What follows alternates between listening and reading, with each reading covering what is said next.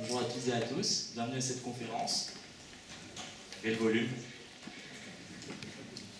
Non, c'est très bien, ok. On va attendre le cinquième intervenant, Sylvain Louvet, qui arrivera après, là en retard. Donc bienvenue à cette conférence. Tout d'abord, je tiens à vous remercier d'être si nombreux. Ça fait plaisir de voir un amphi aussi plein. Et je pense qu'on est très heureux tous d'avoir touché autant de personnes aujourd'hui. Je me présente, je m'appelle Yanis Boissine, je suis étudiant en Master 2 droit européen des affaires à l'Université Lyon 3 et je suis co-responsable de l'antenne jeune Amnesty Lyon 3.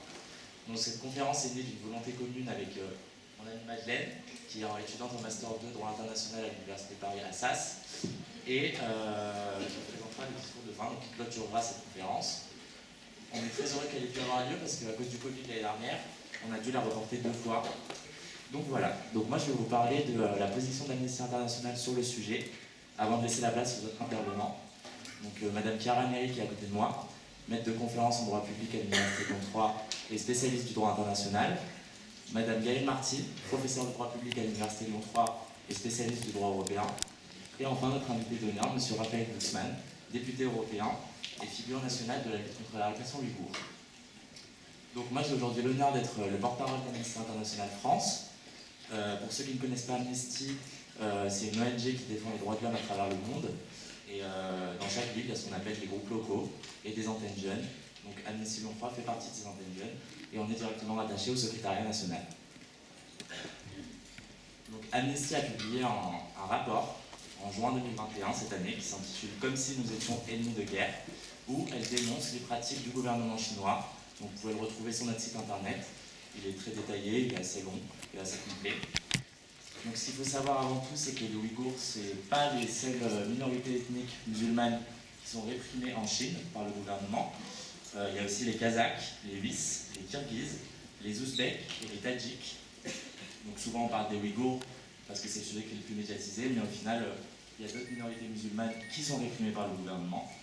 Comme vous le savez, le gouvernement chinois mène une campagne massive de détention arbitraire où il enferme ces milliers de personnes issues de ces minorités dans des camps qu'il appelle des camps de transformation par l'éducation.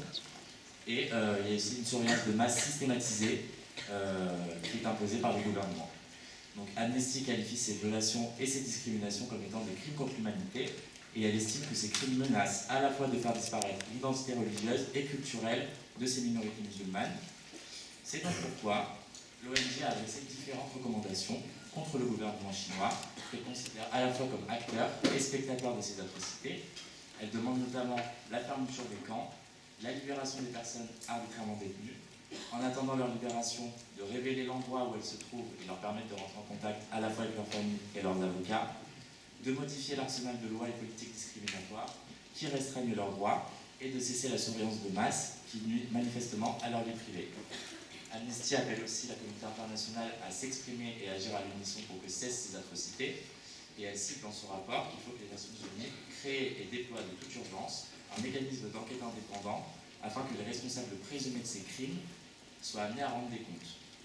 Donc en ayant interrogé plus d'une cinquantaine de personnes, Amnesty dresse un constat des conditions de torture et des conditions de détention. Donc je ne m'étalerai pas sur le sujet, c'est M. Sylvain Louvet qui le fera parce que c'est rendu dans la région du Xinjiang il y a quelques mois. Et il nous expliquera ça de manière plus concrète. Mais on peut déjà citer l'irruption des forces de l'ordre et les arrestations en dehors de toute procédure régulière, les interrogations sur ce qu'on appelle des chaises du tigre, donc ce sont des chaises métalliques équipées d'entraves au niveau des poignets et des chevilles, et la soumission à des tortures à la fois physiques et mentales, donc des décharges électriques, des détentions à l'isolement, la privation de nourriture, d'eau, de sommeil, des viols et des stérilisations forcées. Donc le siège national d'Amnesty International France agit actuellement pour demander la libération de 2 détenus, donc Mamat Ablat et Akber Kouchour, 2 hommes qui ont été arrêtés respectivement en 2017 et en 2018 et qui ont été condamnés à 17 ans de prison pour le seul fait d'avoir pratiqué leur religion. Amnesty s'est également rendu le 7 octobre dernier devant l'ambassade de Chine pour remettre les plus de 50 000 pétitions à l'ambassade. Il faut savoir qu'au niveau international, on a recensé plus de 300 000 pétitions signées. Et évidemment, les autorités chinoises ont refusé qu'Amnesty remette ces pétitions en personne à l'ambassade, et c'est pourquoi on les a envoyées par mail la semaine dernière. Donc j'en ai maintenant terminé concernant la position d'Amnesty, et je vais laisser la parole... Non. Bon, on va passer la parole à Madame Marty, et Sylvain Louvet interviendra plus tard. Merci de votre attention, et je vous souhaite une belle conférence.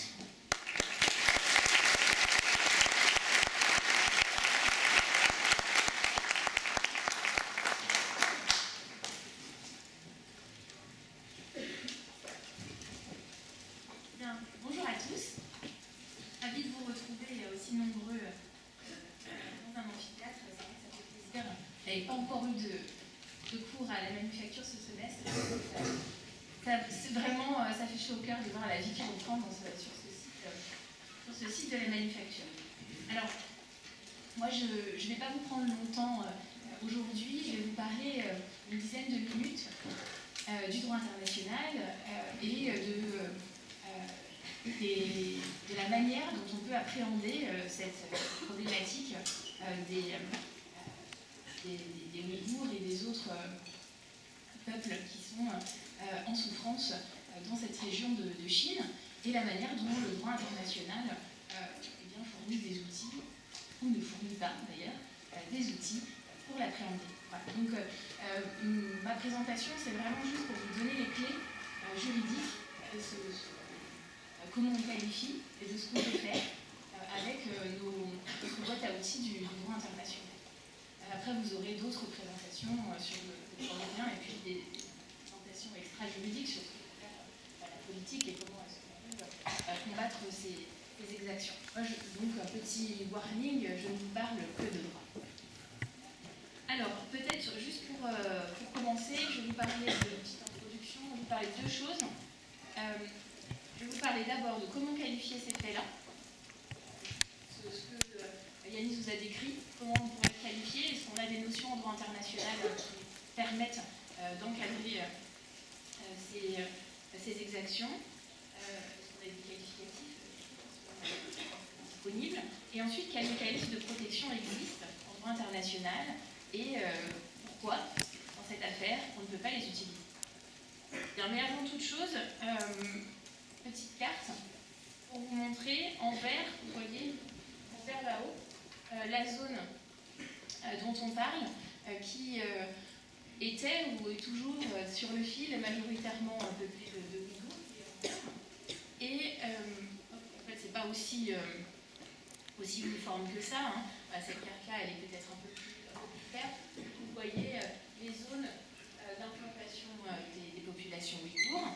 Et sur cette carte, c'est la dernière, hein, vous voyez, donc c'est une carte qui est issue du monde diplomatique, vous voyez en rouge les petits carrés rouges, ce sont les fameux camps d'internement que les autorités chinoises appellent camps de rééducation ou place d'études. Donc pour vous situer la zone de laquelle on parle. Alors, comment qualifier les faits? Pourquoi on se pose cette question? Vous venez d'entendre la position d'Amnesty International qui, dans plusieurs rapports, dont le dernier en 2021, qualifie cette situation de crime contre l'humanité. D'autres rapports, notamment des rapports produits par des experts de droit international et également des politiques, ont pu qualifier cette situation de génocide. Alors, ma question, hein, c'est est-ce qu'on pourrait qualifier ça de crime contre l'humanité? Est-ce qu'on pourrait qualifier cette situation de génocide? Quelle est la différence et pourquoi? Et voilà donc la première partie de ce que je vais vous dire aujourd'hui. Alors, le génocide, qu'est-ce que c'est? Pour ceux d'entre vous qui n'ont pas encore étudié cette notion, le génocide est défini par la Convention de 1948, qui a été ratifiée par la Chine en 1983. L'article 2 de cette convention définit un crime de génocide comme l'un quelconque des actes qui sont listés, donc des actes matériels listés dans la Convention, qui aurait été perpétré dans l'intention de détruire, en tout ou en partie, un groupe national, ethnique, racial ou religieux. La liste des actes matériels, vous l'avez là, depuis elle a été actualisée dans le statut de Rome de la Cour pénale internationale qui a été adopté en 1998. Vous avez une définition un peu réactualisée du crime de génocide avec, on a étoffé la liste des actes matériels. Mais cette liste, de toute façon, elle n'est pas exhaustive. Vous y retrouvez, bien sûr, le meurtre, la torture, mais également, ce qui peut nous intéresser ici, des atteintes graves à l'intégrité physique ou mentale et des mesures visant à entraver les naissances au sein du groupe. Cette notion de génocide, elle a été appliquée en droit international à plusieurs reprises, donc je vais vous donner des exemples pour que vous puissiez comparer. Elle a été appliquée par un tribunal international pour la première fois en 1998, par le tribunal international pénal pour le Rwanda. C'est l'affaire Jean-Paul Akayesu qui a été, donc cet individu a été condamné pour génocide, c'est le premier à être condamné sur ce chef par un tribunal international pour les massacres de Tutsis qui ont eu lieu dans la communauté de Taba. Lui, c'était le maire de la ville de Taba et il avait été aux exactions. Deuxième grande condamnation par un tribunal international, celle de Radislav Krstić, pardon pour la prononciation, pour le génocide de Srebrenica par le tribunal pénal international pour la Yougoslavie. Et puis ce génocide de Srebrenica a ensuite donné lieu à d'autres condamnations par le TPY et par la Cour internationale de justice.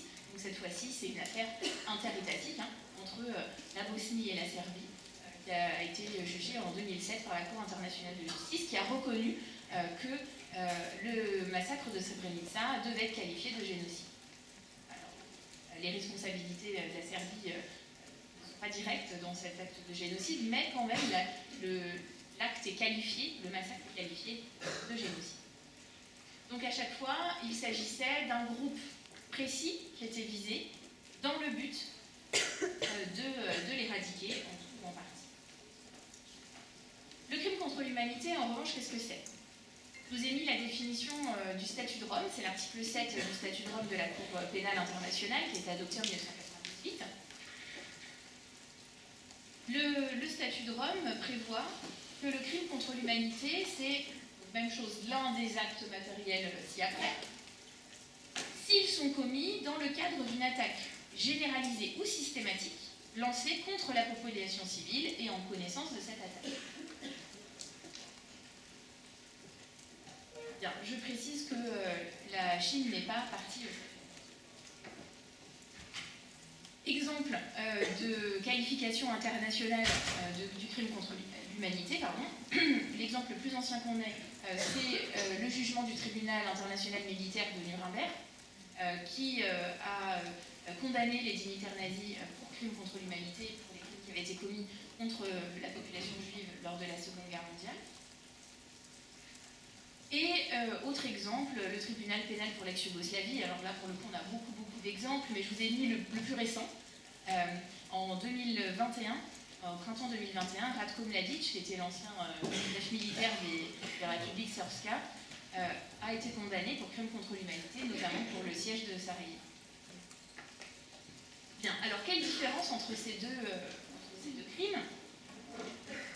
Ils sont souvent confondus. D'ailleurs, si vous regardez la position du Parlement français sur cette situation en Chine, il y a une proposition de résolution qui a été mise en avant à l'Assemblée nationale qui s'intitule, date de 2021, qui s'intitule, on verrait dans le titre l'ambiguïté, reconnaissons ces condamnations du caractère génocidaire, des violences politiques systématiques ainsi que des crimes contre l'humanité actuellement perpétrés par la République populaire de Chine à l'égard des Ouïghours. Donc on a un peu les deux termes dans le titre, comme si c'était difficile de choisir. Bien entendu, le poids politique du terme génocide est souvent considéré comme étant plus difficile à porter et plus difficile à défendre.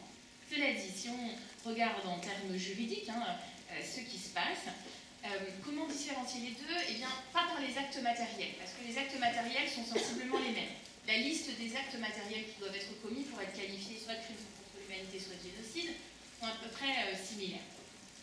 En revanche, ce qui va permettre de différencier les deux, c'est l'élément contextuel qu'on a dans le crime contre l'humanité.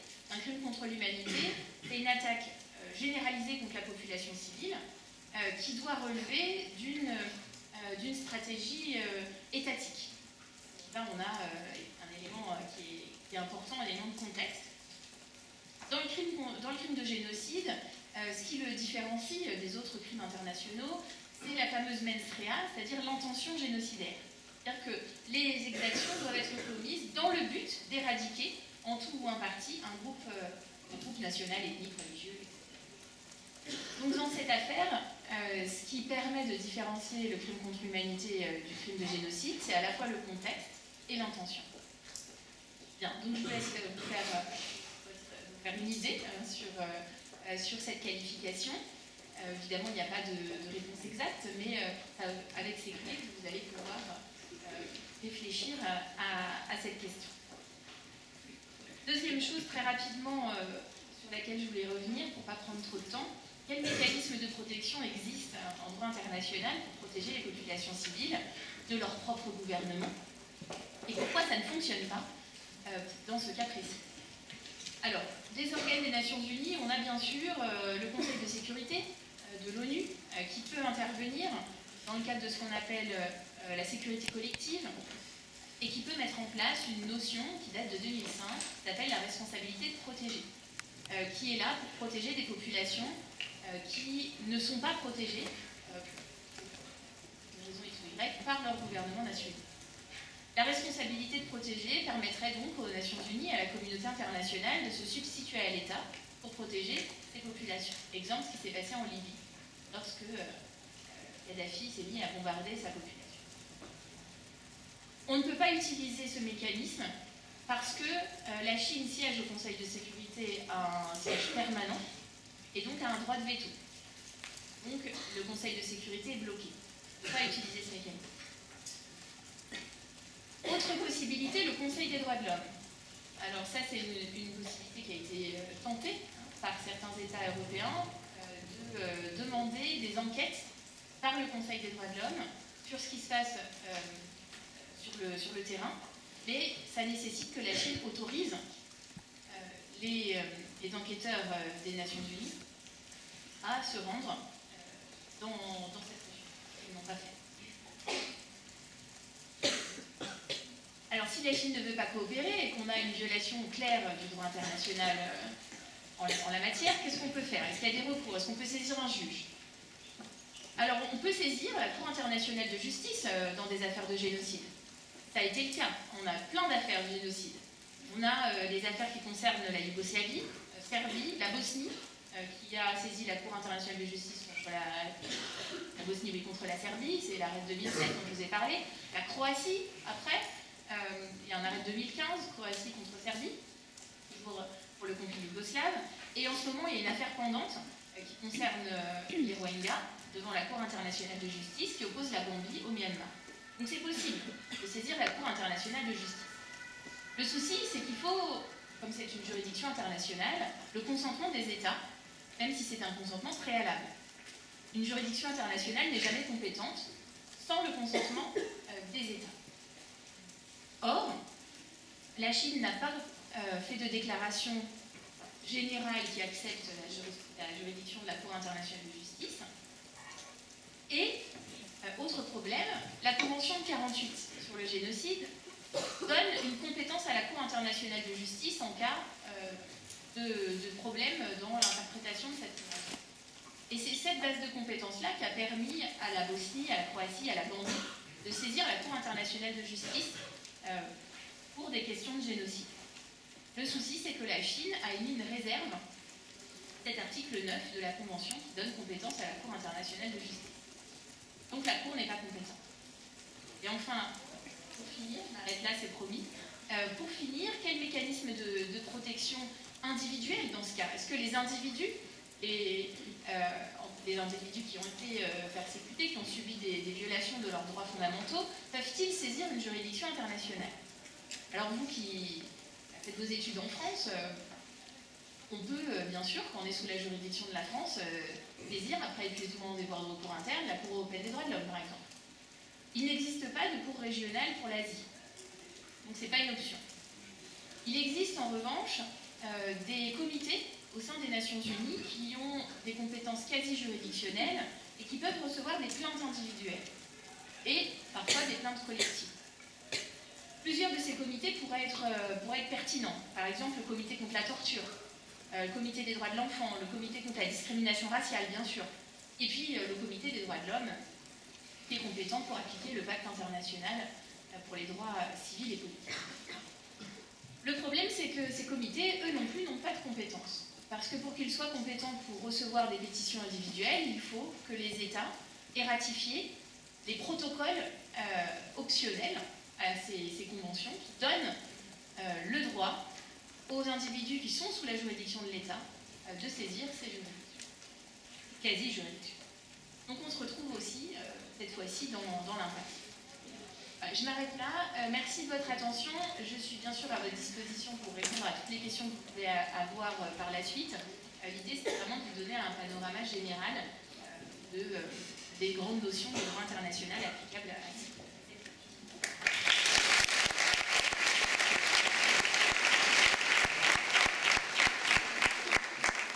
Merci Madame Denis pour ces éclairages sur le droit international. On va maintenant laisser la parole à Madame Gaëlle Martin, professeure de droit public. Merci Yanis. Je m'associe aux remerciements qui ont été faits par Chiara pour remerciements des étudiants d'avoir organisé cet événement, remerciements à Amnesty International et puis à Raphaël Glucksmann d'avoir accepté leur invitation, bien entendu, qui nous donne l'occasion d'être réunis tous ici aujourd'hui. Alors moi je vais prendre le relais de Chiara pour présenter un petit peu le cadrage en droit européen et pour expliquer un petit peu ce qu'a pu faire l'Union européenne, puisque contrairement au droit international, on n'est pas soumis au veto de la Chine et qu'on peut agir un petit peu au sein de l'Union européenne. Alors, vous le savez, l'Union européenne a adopté le 22 mars 2021 des sanctions contre 4 responsables chinois de la région autonome ouïghour du Xinjiang et contre une entité pour les graves atteintes aux droits de l'homme qui sont infligées à la population ouïghour et dont ils se sont rendus coupables.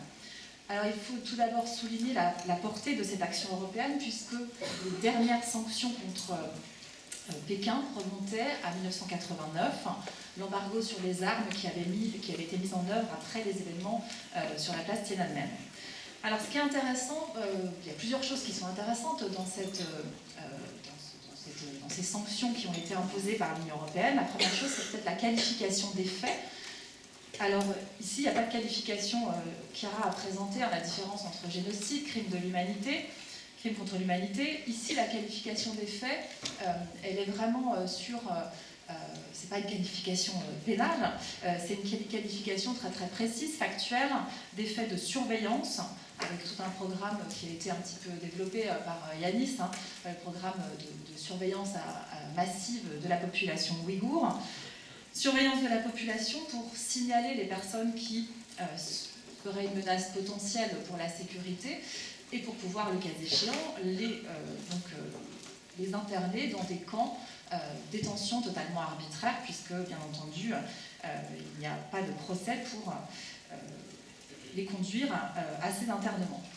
Donc, surveillance, détention, endoctrinement de la population, et puis d'autres violations des droits de l'homme, telles que les actes de torture et des violations systématiques de la liberté de religion ou de conviction de ces populations. On peut noter que les pratiques de stérilisation forcée des femmes ouïghours, qui pourtant sont bien documentées maintenant, n'ont pas été citées par la décision PESC et par le règlement qui met en place ces sanctions. On pourra peut-être y revenir. Alors, les sanctions qui visent les 4 personnes sont de 2 types, et c'est le type de sanctions que peut prendre l'Union européenne en la matière. Ce sont tout d'abord des interdictions de voyager et de transiter dans l'Union européenne. Et puis c'est aussi un gel ou un blocage des ressources financières de ces personnes qu'ils détiendraient éventuellement dans l'Union européenne. Alors avant d'expliquer un peu le cadre juridique qui a permis, mais rapidement, le cadre juridique qui a permis l'adoption de ces sanctions, il faut souligner qu'elles n'arrivent pas sur un terrain totalement vierge. Et là, je crois qu'il faut souligner l'action du Parlement européen qui a eu une fonction vraiment d'alerte et essayer de mettre une forme de pression sur les institutions européennes pour qu'elles adoptent ce régime de sanctions. On sait que les faits des exactions qui sont commises contre la population ouïghour remontent historiquement très très loin, mais qu'il y a eu un décrochage à partir de 2001, puisque la Chine a pris comme un effet d'aubaine la lutte contre le terrorisme et a demandé l'inscription des populations ouïghours, en tout cas sur les listes de terroristes. Et puis à partir de 2016, ça s'est accru avec un changement du gouverneur de la province du Xinjiang, qui auparavant était au Tibet, et qui a mis en place ces camps d'internement. Dès 2002, les parlementaires européens ont alerté la Commission par le biais des instruments dont ils disposent, c'est-à-dire les questions écrites à la Commission européenne, et pour mettre l'accent sur tout ce qui se passait aux Ouïghours, suppression de l'enseignement en langue ouïghour dans les universités, les persécutions dont ont été victimes les organisations ouïghours qui sont basées dans l'Union européenne, des mesures de répression individuelle contre certains militants, comme par exemple le professeur d'économie Ilham Tohti qui a reçu le prix Sakharov en 2019. Des pratiques aussi de prélèvement forcé d'organes sur les prisonniers ouïghours, etc. Donc il y a tout d'abord toutes ces questions écrites qui forçaient la Commission à prendre position, et puis en espérant que ce soit relayé par des sanctions. Le Parlement européen a également adopté des résolutions, quasiment une par an depuis 2007, et depuis 2019, les parlementaires européens réclament l'adoption de sanctions ciblées, c'est-à-dire portant sur les individus qui se sont rendus responsables de telles violations, ce qui a été fait donc avec cette décision et ce règlement de mars 2021. J'en arrive justement au cadre juridique que je vais juste expliquer un petit peu. Les sanctions de mars 2021 s'inscrivent dans le cadre d'un nouveau régime dans l'Union européenne, un régime général qui permet l'adoption de mesures restrictives, de sanctions contre les individus et contre d'autres entités en cas de grave violation des droits de l'homme. Ce nouveau régime de sanctions a été édicté le 7 décembre 2020 et on peut lire dans la presse qu'avant, il n'aurait pas été possible de sanctionner les dirigeants ouïghours. Alors ça, c'est pas vrai, sauf que ce régime rend la possibilité d'adopter de telles sanctions plus simple et bien simplifier le cadre juridique. En effet, avant 2020, il fallait, pour prendre des sanctions contre des individus, qu'un règlement et une décision européenne, donc, ciblent la situation précise dans un État et qu'ensuite elles puissent adopter des sanctions ciblées. L'apport de ce nouveau régime donc de décembre 2020 est qu'il est transversal et qu'il suffit en quelque sorte de pointer l'existence de violations des droits de l'homme pour qu'ensuite on puisse édicter des sanctions ciblées contre des individus, quel que soit l'État dont ils sont les ressortissants.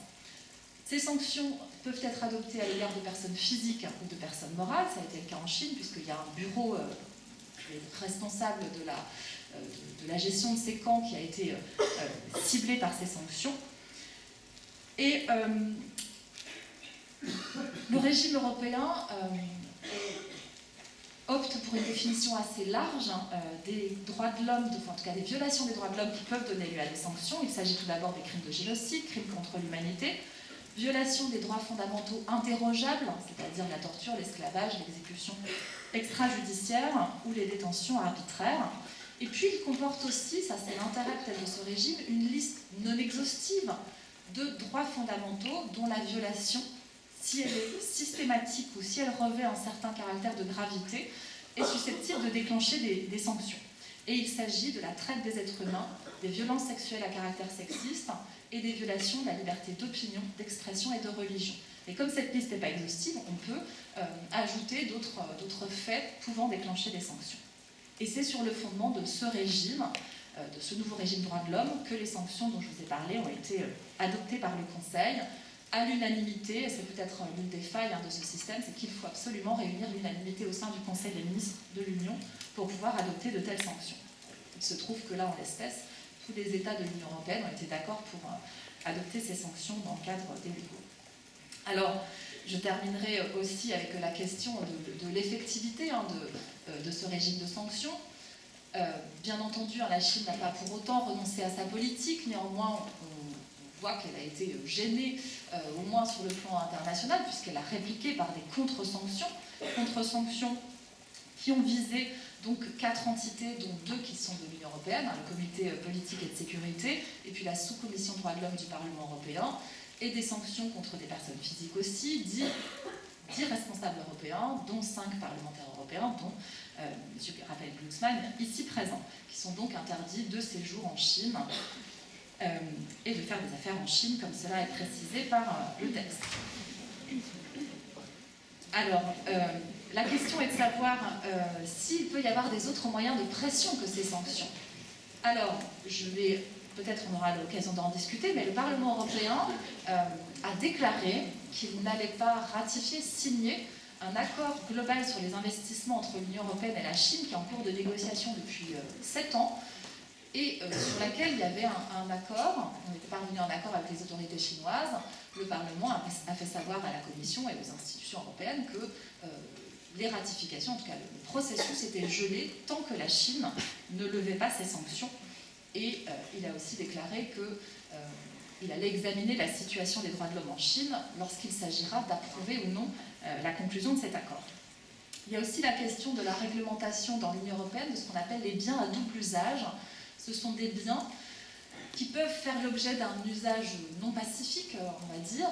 Et bien entendu, dans l'Union européenne, certaines technologies de surveillance, technologies de l'information et de la communication, sont utilisées à l'heure actuelle contre la population ouïghour pour les surveiller, puisqu'ils font l'objet d'une surveillance de toute leur communication, de traçage GPS, de reconnaissance faciale. Et donc l'Union européenne pourrait agir en limitant les exportations de ces biens au motif qu'ils peuvent être retournés contre la population ouïghour. Et puis dernièrement, on relèvera que la présidente de la Commission, Ursula von der Leyen, a annoncé lors de son discours sur l'état de l'Union le 15 septembre 2021 qu'elle allait initier une proposition pour interdire dans l'Union européenne la vente de produits issus du travail forcé. Et ça pourrait bien entendu être appliqué à la production chinoise qui implique la population ouïghour puisqu'ils sont forcés à travailler surtout pour produire du coton. Voilà, donc je m'arrête ici pour laisser la parole ensuite pour avoir des précisions, pour discuter sur ces différents points, comme Chiara, bien sûr, si vous avez des questions qui concernent le cadrage juridique, je serai ravie d'y répondre. Merci.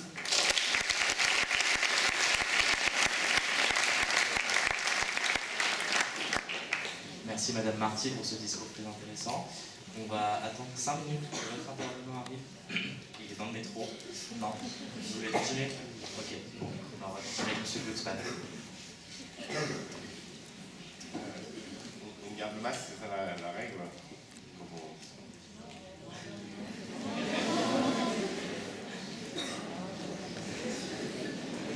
Je me mets à distance de tout le monde.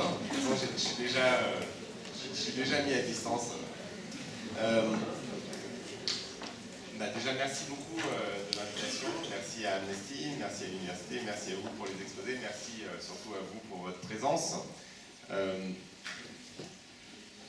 Alors, tout ce qu'on a vu, en fait, montre quand même, je suis désolé, les limites du droit international, parce que, évidemment, le Conseil de sécurité des Nations Unies, vous l'avez dit, ne fera rien parce que la Chine est membre permanente et a un droit de veto, parce que aussi la Russie est membre permanente et a un droit de veto, et que la Russie refusera de toute façon toute cette logique de condamnation des crimes contre l'humanité, et pour des raisons très simples, c'est qu'ils ont peur que ça leur tombe dessus aussi.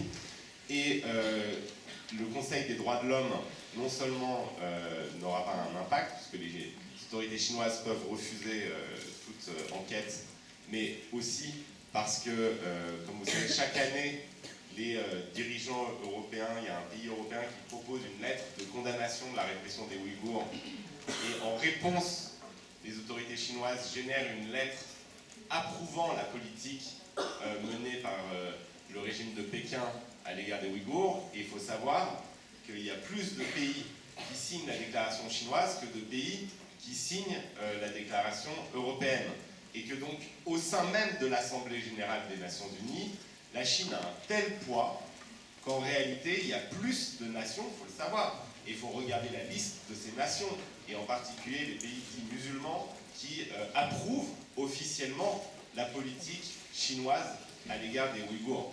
Et donc, le rapport de force au sein de l'ONU, au-delà même du blocage du droit de veto, le rapport de force, il n'est pas favorable à ceux qui veulent s'opposer aux crimes contre l'humanité commis par les autorités chinoises. Donc, on en vient à qu'est-ce qu'on peut faire nous, en fait. Et là-dessus, l'enjeu, c'est un enjeu de cadre juridique. Alors, au Parlement européen, on s'est battu pour qu'il y ait des sanctions individuelles, que le régime de sanctions sur les droits humains soit d'abord mis en place, ce qui était compliqué, parce que les États sont toujours réticents à appliquer des sanctions. Et ensuite, qu'il ne soit pas utilisé simplement contre des commissaires de district à Manille, aux Philippines. Parce que l'enjeu, quand même, c'est que quand on a un régime global de sanctions sur les droits humains, la tendance naturelle d'un dirigeant politique, c'est de ne pas l'appliquer aux pays les plus puissants et de ne pas l'appliquer aux cadres les plus hauts de ces pays-là.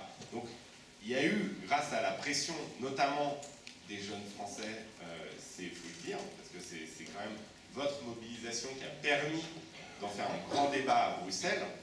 Et grâce aux pressions du Parlement, il y a eu le courage suffisant à Bruxelles et dans le Conseil européen pour viser les autorités chinoises.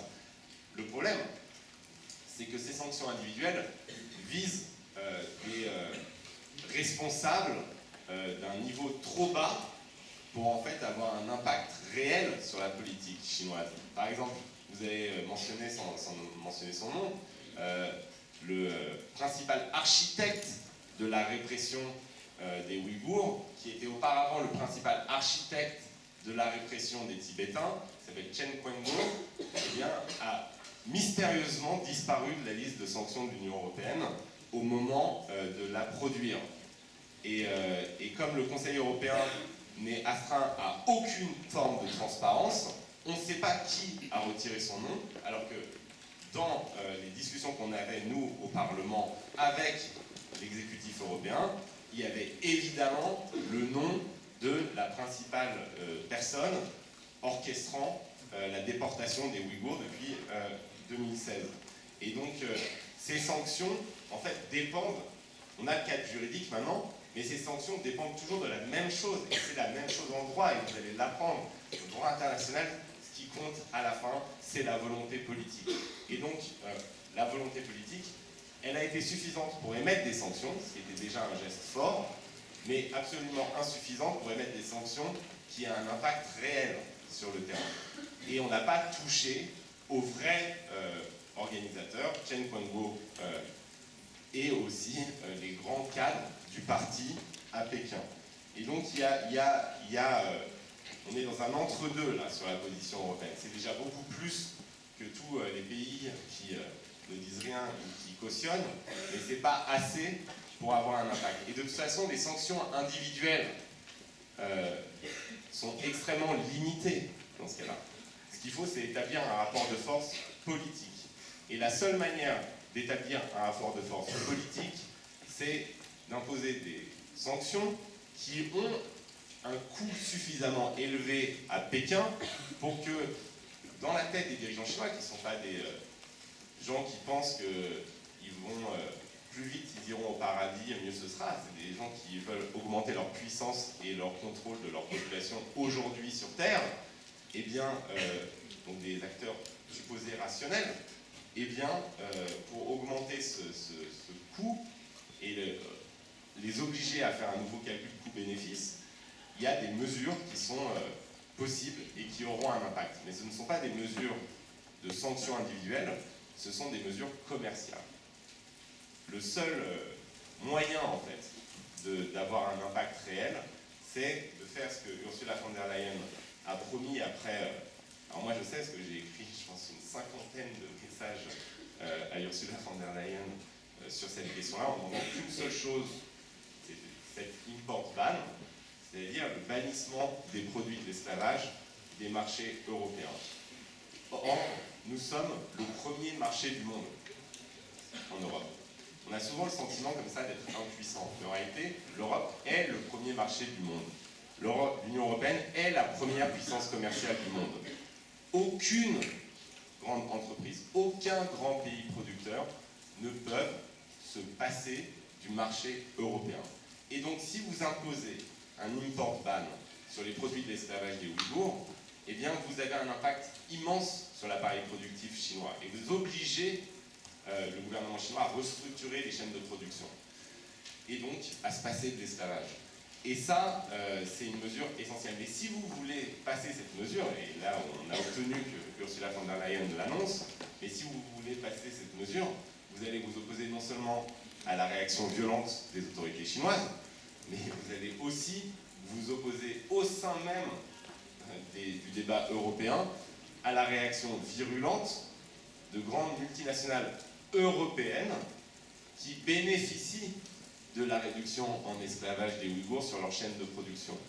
Et donc, quand au Parlement européen, moi je travaille, que ce soit sur la question du devoir de vigilance des entreprises en matière de droits humains ou sur la question de l'import ban, les gens à qui je m'oppose et avec lesquels je me bats contre lesquels je me bats, ce ne sont pas des émissaires du gouvernement chinois.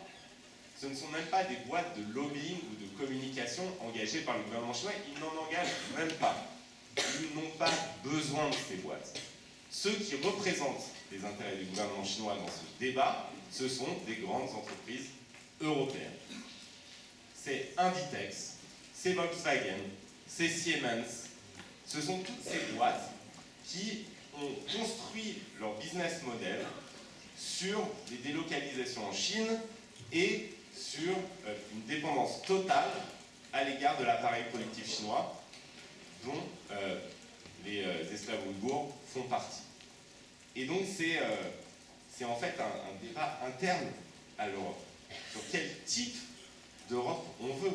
Est-ce qu'on veut une Union européenne où finalement des grands intérêts privés qui ont bénéficié de ce crime contre l'humanité, qui bénéficient au moment où on se parle de ce crime contre l'humanité, peuvent dicter l'agenda, ou est-ce qu'il y a une volonté politique d'imposer nos principes et notre intérêt général, qui est quand même pas dépend en tout point toujours de l'appareil productif chinois, et bien face à ces intérêts privés. Et donc là-dessus, c'est finalement l'essence même de la politique, c'est la nature même du débat public, c'est finalement aussi les citoyennes et les citoyens qui ont leur rôle à jouer, parce que la seule manière de vaincre ces lobbies, eh bien, c'est un niveau d'investissement du public qui est grandissant. Plus vous participez à ce débat, plus vous faites pression, plus vous nous donnez poids au Parlement européen pour combattre ces lobbies et imposer des mesures type import ban qui auraient un réel impact sur le terrain. Et l'enjeu, enfin, pour nous, au Parlement, l'enjeu il est immense parce que c'est pas simplement la question des Ouïghours, c'est la question de qu'est-ce qu'on veut faire de l'Europe. Est-ce qu'on veut utiliser notre puissance commerciale pour des fins politiques et des fins de principe et de défense des droits humains ou pas? Ou est-ce qu'on considère que finalement la seule chose qui compte c'est le commerce et qu'il n'y a aucune affaire de principe, aucune affaire de règles, aucune affaire de normes là-dedans? Et moi c'est pour ça que je suis, quand je suis devenu député, je suis d'abord entré à la commission des droits humains et que j'ai très vite compris que la commission des droits humains c'était un lieu où des gens comme moi allaient faire des speeches comme vous, ou comme Amnesty, allaient faire des témoignages, et des juristes extraordinaires, et donc on va faire des grands débats, mais les décisions politiques qui permettraient à ces grands débats de devenir effectifs, eh bien, elles ont lieu dans la commission commerce. Parce qu'aujourd'hui, le commerce est l'arme principale, l'outil principal de l'Union européenne, et deux, c'est une compétence européenne, le commerce. Donc en fait, un simple règlement européen peut bannir des produits de l'ensemble des marchés européens. Et c'est ça qu'il faut faire. C'est ça qu'il faut faire. Et je pense que tous les instruments de droit international, je suis désolé d'être très déceptif, mais tous les instruments de droit international seront caducs face à la situation des Ouïghours, comme ils auraient été face à la situation des Tchétchènes, par exemple. Dès lors que c'est une grande puissance qui a pignon sur rue dans les instances internationales, c'est beaucoup plus compliqué que si c'est le gouvernement birman ou le gouvernement de la Republika Srpska, ou le gouvernement tombé d'ailleurs des génocidaires Hutus du Rwanda. Et donc là, on est dans la nécessité de l'affirmation d'une puissance européenne face à la situation des Ouïghours. Et du coup, la question, à mon avis, est plus politique que juridique. Ensuite, on se questionne, nous, sur une fois qu'on a cette volonté politique, quels sont les leviers juridiques qui nous permettent de mettre en place une politique qui aurait une forme d'efficace et qui permettrait de faire fermer ces camps. Et là-dessus, bien sûr, il y a les mesures commerciales, et ensuite, il y a ce régime global de sanctions, et nous, on va faire pression sur les États européens pour que, enfin, des dignitaires plus élevés soient sanctionnés. Voilà, moi je pense que le mieux c'est qu'on fasse une interaction réaction, puis en plus, je vais vous laisser la parole et intervenir, on va reprendre l'ordre original, mais je crois qu'on est face à un crime contre l'humanité qui nous interroge aussi sur ce qu'on est, parce que ce dont on s'est rendu compte, moi j'ai commencé les campagnes sur les Ouïghours en septembre 2019, parce que quand je suis devenu député européen, j'ai commencé à accueillir comme ça des représentants de peuples réduits au silence, et un jour j'ai reçu des déportés des camps ouïghours qui m'ont fait saisir en fait l'ampleur du crime et surtout pendant tout le rendez-vous, je me suis effondré face au gouffre qui séparait l'ampleur du crime de nos réactions, c'est-à-dire de nos absences totales de réaction. Et en lançant ces campagnes, on s'est rendu compte progressivement, en fait, au-delà même de la simple solidarité humaine universelle face à un crime contre l'humanité, eh bien, nous étions beaucoup plus liés à ce crime que nous n'imaginions au départ. Que ce crime, il avait pénétré dans nos armoires, que ce crime, il avait pénétré dans nos magasins, que ce crime, finalement, faisait partie de notre quotidien. Et donc, face à la déportation des Ouïghours, on doit réagir non pas simplement en tant qu'être humain, en affirmant qu'un crime contre l'humanité intéresse l'humanité dans son ensemble, mais aussi réagir parce que la globalisation, la structure même des échanges économiques aujourd'hui dans le monde, nous rend indirectement complices de ce crime contre l'humanité. Et donc, le but, à la fois de l'import ban ou du devoir de vigilance des entreprises, c'est de casser ce système-là qui nous relie à un crime contre l'humanité, à une réduction d'un peuple en esclavage. Si vous avez l'import ban qui passe, vous aurez des agents des États européens qui se rendront dans des magasins et qui saisiront les biens produits par les esclaves. Moi, je veux qu'on arrive à ça. Je veux qu'un jour, les policiers entrent dans un magasin Zara et s'emparent de ces biens. Je veux aussi qu'un déporté ouïghour qui a été réduit en esclavage sur une chaîne de production pour construire des voitures Volkswagen puisse traîner le patron de Volkswagen devant une cour de justice en Europe. Aujourd'hui, c'est impossible pour une raison très simple, c'est que les grandes multinationales ne produisent rien elles-mêmes et qu'elles ne sont donc juridiquement responsables de rien. Et l'idée du devoir de vigilance de l'entreprise, c'est très simple, c'est de dire tout ce qui vous permet, vous, patron de Zara ou patron de Volkswagen, de vendre vos voitures ou vos habits, tout le processus de fabrication, vous devez en être responsable. Si des esclaves sont utilisés pour produire vos chemises, eh bien, même si ce sont des sous-traitants ou des fournisseurs chinois qui le font, vous en êtes responsable et vous devez en répondre devant la justice. Si vous détruisez dans votre chaîne de production un écosystème en Afrique, que vous polluez une rivière et que des enfants meurent, même si c'est votre sous-traitant local qui le fait, vous devez en être responsable. Et toute cette idée du devoir de vigilance de l'entreprise, c'est de mettre fin à l'impunité et à l'irresponsabilité érigée en normes. Ça a permis de dégager des marges immenses pour des multinationales, cette impunité-là. Ça a permis de verser des dividendes astronomiques à leurs actionnaires.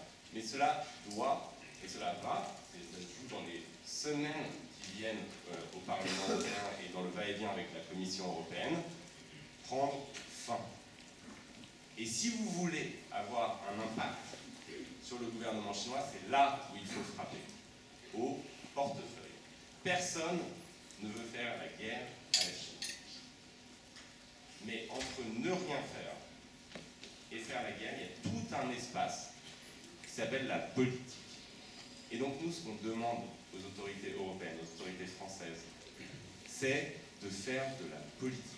C'est-à-dire d'établir un rapport de force avec avec les armes qu'on sait être efficaces. Et ces armes, encore une fois, avant même le droit, c'est le commerce. Et c'est la pénétration des droits humains dans les relations commerciales.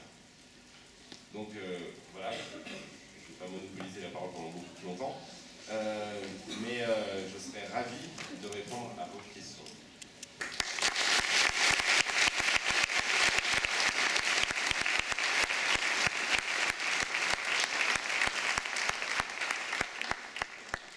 Merci beaucoup, Monsieur Glucksmann. Merci d'être venu et merci pour le discours très touchant. Encore bravo pour votre engagement. Vous êtes un exemple pour beaucoup, je pense. Donc, on va laisser maintenant la parole à M. Sylvain Louvet.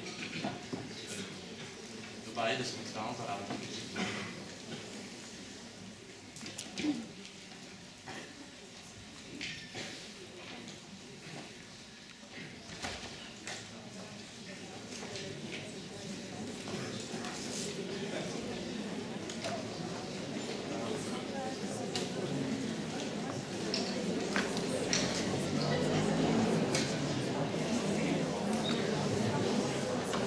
Allô? Bonjour à tous. Déjà, je voulais remercier Nice et l'université d'avoir organisé cette conférence, parce que c'est effectivement un sujet qui est important et grave. Moi je vais pas vous parler de droit européen ou de relations internationales, je vais simplement vous parler de mon expérience de terrain. En fait, il se trouve que il y a maintenant 3 ans, moi j'ai réalisé un documentaire qui s'appelle Tout surveiller, 7 milliards de suspects, qui a été diffusé sur Arte. Et je me suis retrouvé dans cette zone ouïghour, au Xinjiang. Voilà, ça a été une expérience très très compliquée et je voulais vous apporter ce témoignage pour que vous preniez conscience d'une part des conditions de travail des journalistes évidemment sur place, mais surtout de ce que vivent les Ouïghours très concrètement sur le terrain. Et pour vous dire, raconter un peu l'histoire de ce documentaire, c'est qu'il se trouve qu'il y a 3 ans, moi je tombe sur une vidéo d'un journaliste anglais de la BBC qui s'appelle John Sudworth, qui en fait met une vidéo sur YouTube donc, que je regarde, dans laquelle il lance un défi aux autorités chinoises de le retrouver dans une ville de 3 millions d'habitants uniquement à l'aide de caméras à reconnaissance faciale. Il se perd dans la foule et à peu près 7 minutes après, les caméras à reconnaissance faciale retrouvent ce journaliste dans cette ville. 7 petites minutes.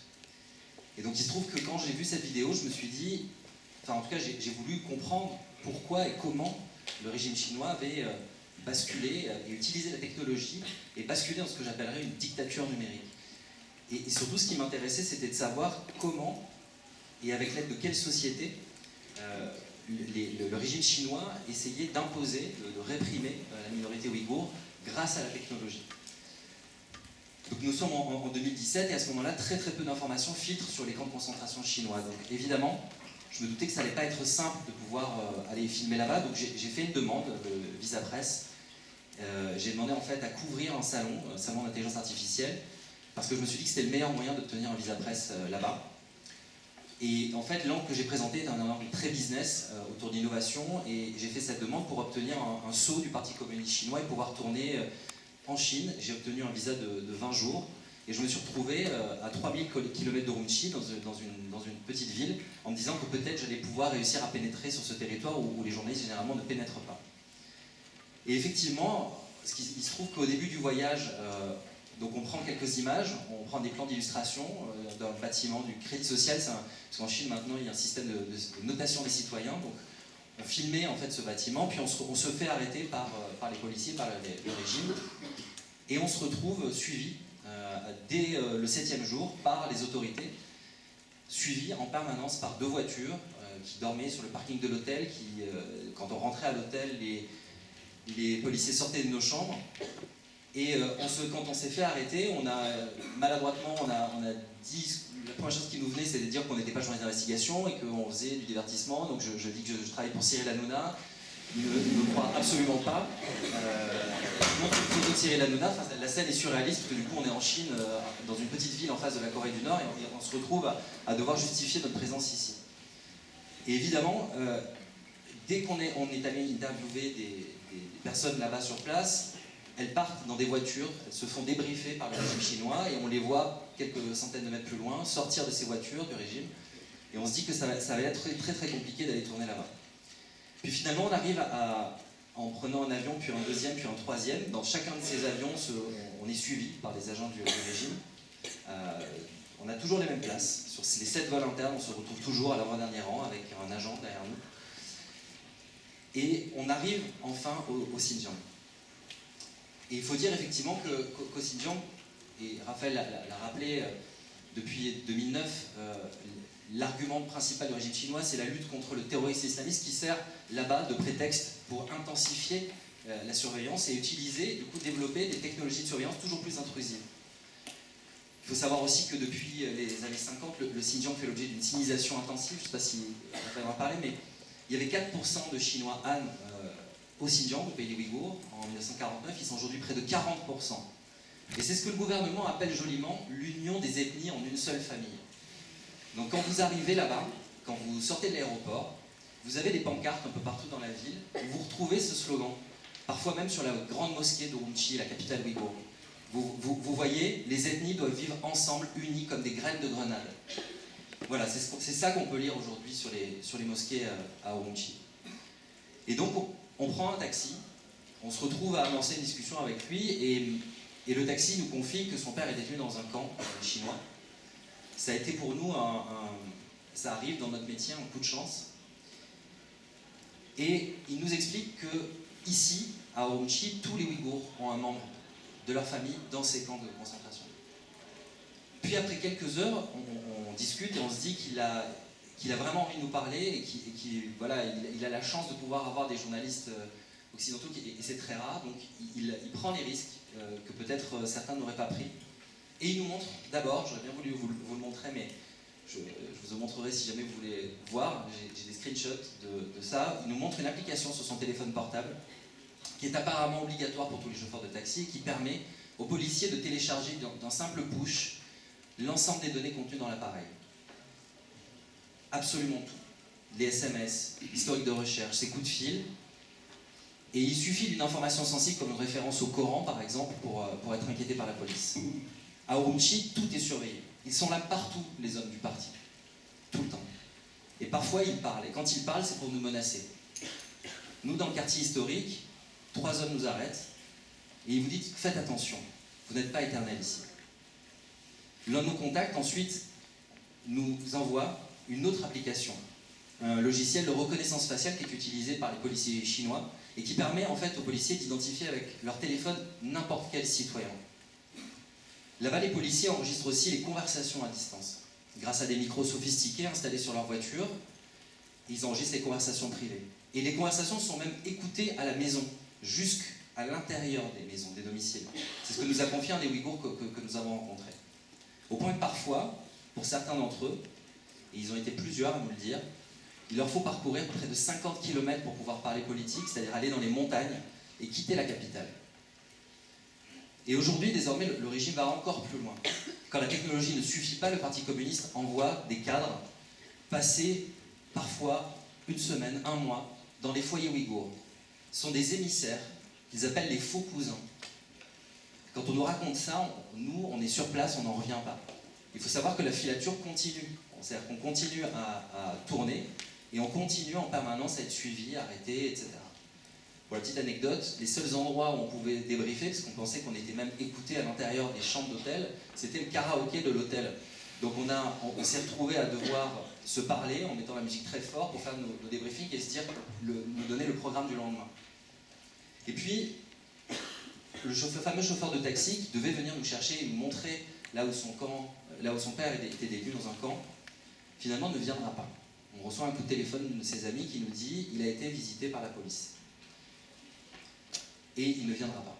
On se dit mais est-ce qu'on a été responsable de ça? On dit est-ce qu'il va bien? Il nous dit oui, il va bien, mais la police lui a demandé quels étaient vos liens, quels étaient ses liens avec nous. Donc elle nous dit je vais vous envoyer quelqu'un de confiance, mais par contre ne parlez pas, ne dites rien, ne parlez pas de politique, ne parlez absolument pas de qui vous êtes, et vous pourrez évidemment aller dans ces camps. Lorsqu'on marche dans la rue, on a suivi avec le deuxième chauffeur de taxi, sans se parler, il a tenu à nous montrer un petit QR code qui se trouve sur les portes des Ouïghours et qui rappelle malheureusement la Seconde Guerre mondiale, l'étoile jaune. Chaque Ouïghour sur les domiciles ont des QR codes pour que les policiers viennent identifier et déterminer le nombre de Ouïghours dans les maisons et savoir leurs allées et venues. En Chine, et notamment dans cette zone, les murs des logis n'en sont plus. On voit à travers. Les hommes maintenant sont désormais des codes barres. Les contrôles d'identité ne s'arrêtent plus à l'état civil, mais vont jusqu'à l'ADN. À chaque arrestation, des cheveux et des salives sont prélevés. Les visages n'ont plus droit à l'anonymat, ni les voix, toutes fichées, toutes détectables. Quant aux consciences, mieux leur vaut se taire, au cas où on les entendrait. Et puis en enquêtant, nous découvrons une autre application.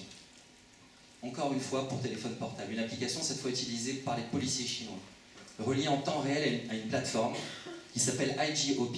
En français, c'est la plateforme d'opération conjointe intégrée. Cette plateforme est un algorithme qui sélectionne les Ouïghours qui seront envoyés dans les camps. On a récupéré cette application, l'a fait décortiquer par un hacker, et en découvrant à l'intérieur, et c'est un travail qui a été mené aussi par Human Rights Watch, qui effectivement a elle aussi fait ce qu'on appelle un travail de rétro-ingénierie, c'est-à-dire elle a épluché, décortiqué le code source de l'application. On se rend compte qu'en fait les critères qui permettent d'envoyer les Ouïghours dans des camps de concentration sont tout bonnement hallucinants.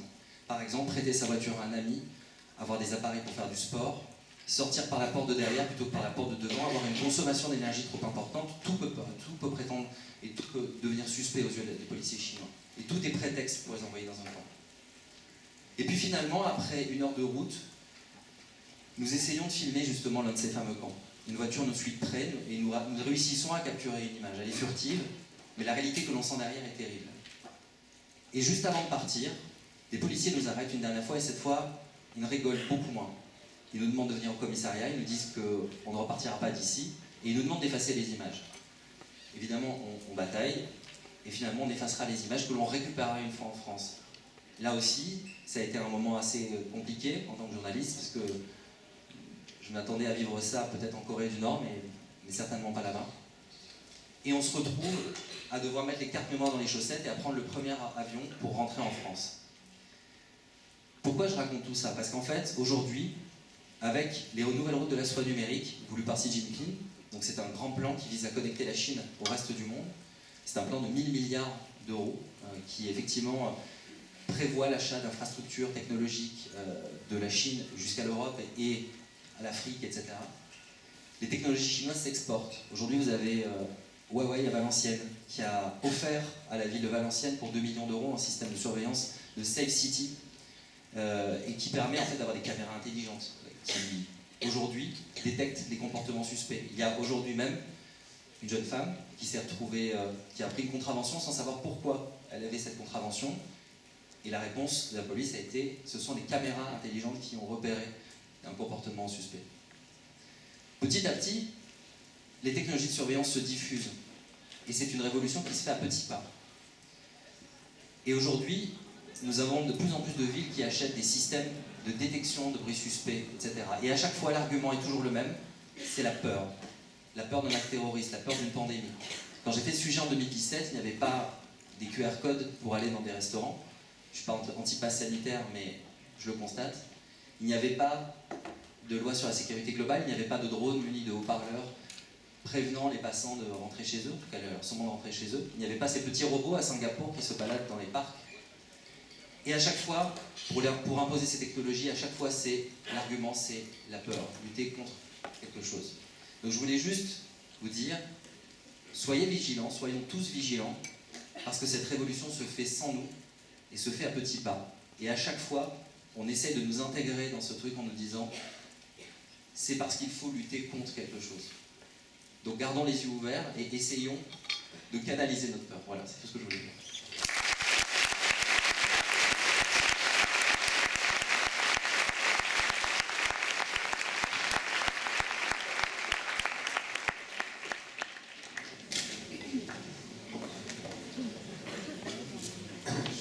Je voudrais juste rebondir sur ce que tu disais et qui me semble fondamental, vraiment fondamental. Quand on parle de crimes contre l'humanité et quand on parle de déportation, de réduction en esclavage, quand on parle de la souffrance des Ouïghours, il y a souvent un mécanisme de défense dans nos têtes qui relègue ça dans un temps très lointain. C'est un reste de barbarie. Et à chaque fois qu'on a un crime contre l'humanité à des milliers de kilomètres de chez nous, on a tendance à se dire « mais oui, mais ça, c'est le passé, en fait, comme si c'était une réminiscence du passé ». Or, et ce que le film montre vraiment parfaitement bien, de manière éclatante, c'est que ce n'est pas une réminiscence du passé. C'est un laboratoire d'avenir, malheureusement. Et que le modèle du gouvernement chinois, alliant ultra-capitalisme, autoritarisme absolu et idéologie concentrationnaire, c'est pas un modèle passé. C'est quelque chose qui se veut un modèle d'avenir. Et donc, si on n'y prend pas garde, eh bien, ce modèle peut se généraliser. Et donc, il y a dans le combat pour les droits des Ouïghours aussi un combat pour nos droits, pour un avenir qui ne soit pas celui d'une société de surveillance absolue. Et ce n'est pas simplement par altruisme qu'il faut se mobiliser là, c'est aussi par conscience purement égoïste. Parce que le modèle qui est en train d'être élaboré est un modèle qui est généralisable. Et ce système chinois actuel, c'est un système qui réussit la prouesse. Alors, ça rendrait dingue tous mes profs de sciences politiques et de philosophie politique, de mixer les grandes idéologies du XXe siècle qui se sont affrontées. C'est à la fois un système communiste, ça reste le parti communiste avec une méthode concentrationnaire toute soviétique, mais c'est aussi aujourd'hui un système ultranationaliste, fondé sur une idéologie ethniciste et suprémaciste Han. Et leur but, c'est que la Chine devienne la première puissance mondiale, émettrice de normes à l'échelle du monde, et l'ultra-capitalisme. Et donc on a la rencontre de ces trois idéologies censées être opposées les unes aux autres dans un système hybride qui est extrêmement puissant. Moi, je me suis plongé dans les discours des dirigeants chinois. Je peux vous dire qu'il y a une vision à long terme. Nous, ici, on est toujours dans nos débats qui sont à 15 jours, et on a l'impression d'être dans une société de poissons rouges, où on saute de sujet en sujet, et où finalement c'est extrêmement compliqué, y compris pour des dirigeants politiques, d'imposer une vision à long terme, mais eux réfléchissent à 20, 30, 40 ans. Deng Xiaoping, à la fin des années 70, eh bien, théorise tout ce qui va se produire aujourd'hui. Sur, on va ouvrir la Chine au commerce, devenir l'atelier du monde, et finalement, selon le vieil adage léniniste, les capitalistes nous vendront la corde pour les pendre. Mais il y a vraiment aujourd'hui, et dans tous les débats dont je parlais au Parlement européen, un risque qui est que aujourd'hui, le patronat allemand, les actionnaires des grandes entreprises sont devenus les ambassadeurs de ce modèle et sont les principaux obstacles au réveil des consciences et à la prise de mesures fortes. Et donc c'est aussi un conflit interne. Quand on parle des Ouïghours et de la Chine, on ne parle pas que de politique étrangère. On parle de vision du monde et d'un avenir possible, pas simplement en Chine. Et c'est ce que le film, ton film montrait, je trouve, de manière formidable, pour que les gens puissent prendre conscience de cela.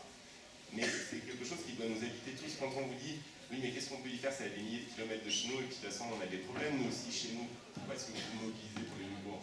Alors, vous ne vous mobilisez pas simplement pour les Ouïghours. Oui, d'abord pour les Ouïghours qui sont déportés, et vous vous mobilisez aussi pour vous-même, pour que ce modèle-là ne devienne pas un modèle dominant.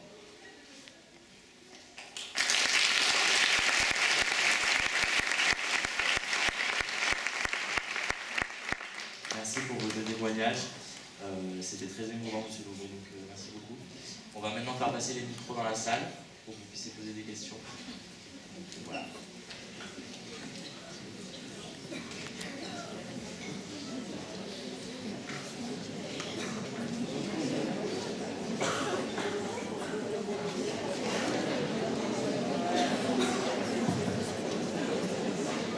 Bonjour, premièrement, je voudrais vous remercier pour la conférence très intéressante. J'ai une question qui s'adresse à M. Glucksmann.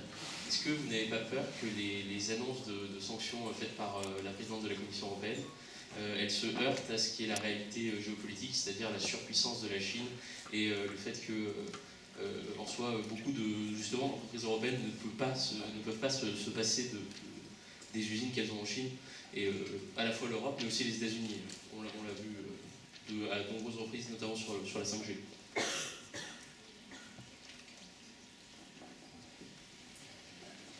Alors évidemment, cette annonce, elle va se heurter, elle se heurte déjà 5 minutes après que Ursula von der Leyen prenne tout le monde de court en annonçant l'import ban devant le Parlement européen. On a vu s'activer les lobbies et on a vu les grandes entreprises arriver avec des arguments puissants et de dire mais si vous faites ça, c'est notre business model qui s'effondre, c'est tant d'emplois, tant d'impôts versés, tant de puissance économique en moins, tant d'argent perdu. Et évidemment, tout type de mesure comme l'import ban aura un coût. Mais la grande question en fait politique qui doit se poser à chacun de nous, c'est quel prix on est prêt à payer, pourquoi? Parce qu'il n'y a rien de gratuit. Et si vous continuez dans le même système, vous allez être de plus en plus dépendant et de plus en plus vassalisé, et donc de plus en plus incapable de prendre ce type de mesures, jamais. Aujourd'hui, au moment où on se parle, l'Europe a encore les moyens de faire ça. Parce que cette relation de dépendance qu'on a vis-à-vis de l'appareil productif chinois, c'est une relation en réalité d'interdépendance. Les producteurs chinois ont encore besoin aujourd'hui du marché européen. Peut-être que dans 15 ans, ce ne sera plus le cas. Mais justement, ça veut dire qu'il faut payer un prix maintenant, en réalité, pour éviter d'être complètement incapable de prendre la moindre décision dans 10 ou 15 ans, puisqu'on ne sera plus le premier marché du monde et qu'on n'aura plus la même puissance commerciale. Et puis de toute façon, il y a quand même une question qu'il faut qu'on se pose collectivement, et ça transcende tout les clivages politiques. C'est comment on peut mettre cette puissance commerciale au service des intérêts stratégiques de l'Europe. Est-ce que c'est notre intérêt? C'est l'intérêt évident des actionnaires des grandes multinationales de dégager ces marges mirifiques et de verser des dividendes extraordinaires grâce aux délocalisations en Chine et grâce aux liens de leur chaîne de production avec le système concentrationnaire chinois. Mais est-ce que c'est l'intérêt de l'Europe, des citoyens européens? Est-ce que notre intérêt, ce ne serait pas, par exemple, de développer la Tunisie? C'est des questions bêtes, mais regardez, il y a Ben Ali au pouvoir en Tunisie, il y a un régime autoritaire en Tunisie. C'est un paradis pour les entreprises textiles européennes. Il y a une révolution démocratique qui sème certes du trouble, de l'incertitude. Eh bien, les entreprises textiles européennes se barrent pour aller en Chine. Quel message ça envoie? L'intérêt clair, stratégique de l'Union européenne, c'est d'avoir des démocraties stables autour de l'Union européenne. Mais le message envoyé par notre absence de politique commerciale, par le fait que nous plaçons le commerce au-dessus de la politique et des intérêts stratégiques à long terme, par notre volonté de ne jamais payer le prix de quoi que ce soit, en fait, eh bien, produit une politique qui va à l'encontre de nos intérêts à long terme. Et une dépendance plus grande. Une enquête de la Commission, on a demandé à la Commission de le faire, et qui n'est pas publique, qui est discuté en huis clos au Parlement, sur 2050. Et selon toutes les projections de la Commission européenne elle-même, si on ne change pas de politique commerciale aujourd'hui, en 2050, on sera, ce que vous avez vu au premier confinement, c'est-à-dire se rendre compte qu'on n'est pas foutu de produire des masques, qu'on ne sait plus produire des blouses, qu'on ne sait plus produire du Doliprane, qu'on ne sait plus produire du curare pour nos hôpitaux, qu'on ne sait plus produire des bouteilles d'oxygène pour nos sapeurs-pompiers ou pour nos hôpitaux, tout cela sera généralisé à absolument tout. Et c'est une question qu'il faut qu'on se pose. Et bien sûr que tout changement, type import ban, aura des conséquences. Après, regarde ce qui se passe aujourd'hui. Les Américains ont adopté un import ban. Le Congrès américain. Moi, je travaille avec des scientifiques qui retracent en fait les lignées, par exemple dans le textile, les origines du coton. Et on essaye de faire en sorte que la Commission européenne se décide à travailler avec eux. Et ce dont on s'est rendu compte, c'est que les Américains font un import ban. La proportion de vêtements issus de la collecte forcée du coton dans le Xinjiang, eh bien, a diminué drastiquement. C'est-à-dire que les boîtes font attention en fait, à ce qu'elles envoient aux États-Unis. Et dans le même temps, comme conséquence de l'import ban américain, les produits dans nos magasins ont été multipliés par 3 leur provenance de l'esclavage des Ouïghours. En fait, l'Europe, parce qu'elle ne prend pas ces mesures, est devenue la poubelle des Américains qui rejettent l'entrée sur leur territoire des produits d'esclavage, et donc c'est nous qui les achetons, les produits d'esclavage du coup. Est-ce qu'on veut être ça, nous? Et, je veux dire, les États-Unis, c'est le pays de l'ultra-capitalisme, enfin, on le sait. Quand l'État américain décide qu'il est de l'intérêt des États-Unis d'Amérique de confronter Nike, ça leur pose pas de problème pour le faire. Et nous qui prenons des airs de Sainte-Nitouche pour critiquer l'ultra-capitalisme américain, en Europe, quelle est la décision de dirigeants européens qui s'opposent aux gros intérêts des entreprises qui ont pignon sur rue européennes? Franchement, à quel moment un gouvernement espagnol s'est confronté à Inditex? Ou à quel moment un président français a affronté les intérêts du CAC 40? Ou à quel moment Angela Merkel a pris de front les intérêts de Siemens et de Volkswagen? À aucun. Donc il y a un moment, il faudra affirmer que le politique il est là pour défendre l'intérêt à long terme, et que l'intérêt à long terme ne coïncide pas nécessairement avec les intérêts à court terme de grandes entreprises qui sont prêtes à sacrifier la production industrielle européenne, les droits humains et l'écologie, les trois, à leurs intérêts immédiats. Et que nous, notre intérêt, c'est pas de sacrifier ces 3 piliers de nos vies, enfin, ces 3 conditions même de notre existence démocratique et humaine, aux intérêts d'actionnaires. Et donc oui, il y aura un coût, et c'est ce coût-là qu'il faut être prêt à payer pour pouvoir justement ne pas payer le prix de la vassalité et de l'effondrement climatique par ailleurs, par la suite.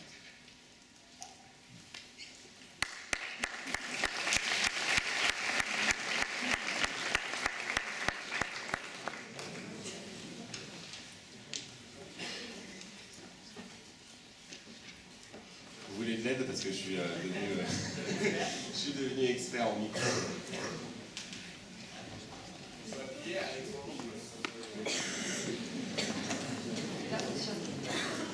En fait, j'aspire à devenir technicien dans cette fac. Si vous avez entendu parler d'un pilote considérable.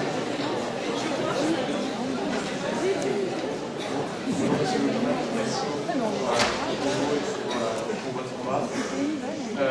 La question que je voulais vous poser est très simple. Est-ce que vous pensez que la cause des Ouïghours peut être la cause majeure et la cause principale de la présidence française de l'Union européenne à partir du 1er janvier 2022 pardon. Et si oui, comment on peut la mettre au centre de cette présidence? Je pense que malheureusement, ce ne sera pas, pour l'instant, la cause majeure de la présidence française de l'Union européenne, mais que ça dépend de nous d'en faire une cause majeure de la présidence de l'Union européenne. La présidence française n'a pas prévu de mettre le sort des Ouïghours au sommet de l'agenda des 6 mois du premier semestre 2022, mais ça dépend de nous. Vous savez, Emmanuel Macron, il a fait un voyage en Chine. Pendant 3 jours, il a célébré l'entente franco-chinoise sans jamais prononcer le nom des Ouïghours et sans jamais parler des camps. Mais c'est parce qu'il y a eu une mobilisation dans l'opinion publique française, et en particulier des jeunes sur les réseaux sociaux, qu'il a été obligé finalement d'en parler. Pas pour dire grand-chose malheureusement, pour refiler le bébé à l'échelle européenne, mais il a été obligé d'en parler. Et donc, puisqu'il nous a dit, au moment où il a parlé des Ouïghours, que les décisions devaient être prises à l'échelle européenne, ce en quoi il avait raison d'ailleurs. Ce qui est dommage, c'est que jusqu'ici la France, à l'échelle européenne, ne fait absolument pas pression pour qu'il y ait la moindre décision qui soit prise. Mais puisqu'il a dit cela, eh ben, il va falloir le prendre à témoin en disant maintenant vous êtes président en exercice de l'Union européenne, vous avez la présidence tournante du Conseil, donc c'est le moment justement, puisque les choses se décident à l'échelle européenne, de décider de ces choses. Et ça dépend, mais vraiment de vous. Enfin moi, ce que je découvre jour après jour après jour après jour, c'est simplement que ce qui compte, et c'est une chose très basique que j'aurais dû comprendre bien avant, hein, ça va vous sembler un peu bête, c'est que la seule chose qui compte aux yeux d'un élu, c'est de parler de choses qui concernent ses électrices et ses électeurs. Sauf exception, mais qui suppose un fort niveau de conviction, je ne suis pas convaincu qu'il l'est. Et donc, voilà, on sera aussi en campagne présidentielle, au moment de la présidence de l'Union européenne. Si Emmanuel Macron voit que ce qui mobilise la jeunesse française, c'est la cause des Ouïghours, il va faire en sorte que la présidence française de l'Union européenne fasse quelque chose pour les Ouïghours. Donc, il va y avoir des débats qui vont venir, des campagnes sur les réseaux sociaux, il va y avoir des meetings, on sera en un moment démocratique, une campagne électorale. Eh bien, si les candidats se font interpeller sur cette question par leurs électeurs et leurs électrices potentielles, si le président français voit que ce qui agite sa jeunesse, c'est cette cause, eh bien, il sera obligé au moins de faire semblant de faire quelque chose. Mais déjà, faire semblant de faire quelque chose, c'est bien. Déjà, faire semblant de faire quelque chose, ça a un impact. Ça montre aux dirigeants chinois qui ont vraiment longtemps cru qu'ils pouvaient commettre ce crime sans jamais payer le moindre prix pour leur action, eh bien que, au moins en termes d'image, ils perdent quelque chose. Il faut aller beaucoup plus loin que ça. Mais si on a un mouvement qui lui dit, à chaque fois qu'il prend la parole quelque part, ou sur son Instagram, ou sur son compte Twitter, ou quand il va faire des news sur TikTok, j'en sais rien, si à chaque fois il y a import ban maintenant, bah, il serait bien obligé de faire quelque chose sur import ban. Et donc ça dépend, je suis désolé, hein, mais ça dépend en grande partie de nous. Et je crois que c'est ce qu'il faut vraiment se dire, c'est que chacun a la puissance de créer une vague qui impose un agenda. Et donc, voilà, la réponse, on verra ce dont nous sommes capables, nous, vous et moi.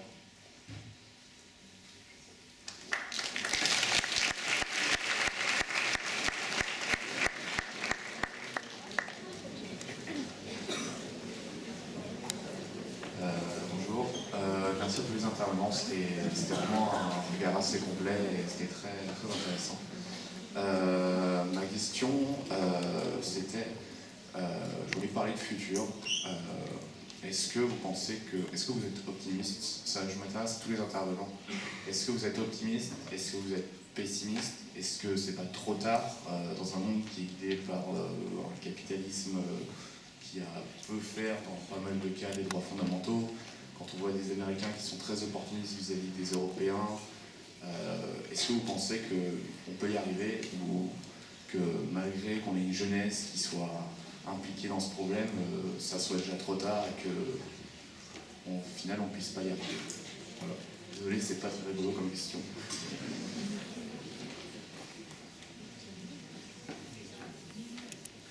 Alors, je pense que, je sais pas si on peut répondre à votre question, mais je vais en profiter pour dire quelque chose qui va un peu dans ce sens-là. On est dans une fac de droit, la plupart d'entre vous sont des étudiants en droit, et vous avez compris, je pense maintenant, que le droit c'est un outil au service de ce qu'on en fait, d'une volonté politique. Le droit ne peut pas tout. En fait, le droit ne peut que ce qu'on l'a créé.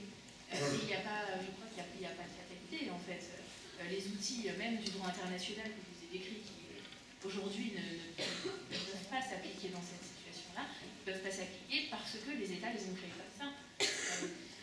Et un outil juridique, il est toujours créé par une volonté politique.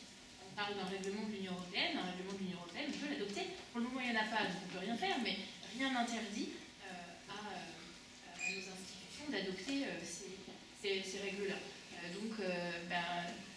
Et évidemment, comme on vous l'a dit aussi, ça dépend de ce pourquoi les opinions publiques se mobilisent.